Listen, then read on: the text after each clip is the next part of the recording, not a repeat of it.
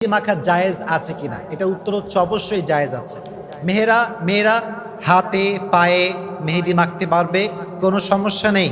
আম্মা জান আয়েশা রাদিয়াল্লাহু তাআলা আনহা বলেছেন, নারীদের জন্য সাজসজ্জার ক্ষেত্রে মেহেদি ইউজ করা জায়েজ, কোনো সমস্যা নেই। বাকি হ্যাঁ, ডিজাইন যে আমরা করি হাতে মেহেদি দেওয়ার ক্ষেত্রে মেয়েরা, এক্ষেত্রে একটি বিষয় মাথায় রাখতে হবে, ডিজাইন করা ইজ পারমিসিবল, এটা জায়েজ, এখানে কোনো সমস্যা নেই।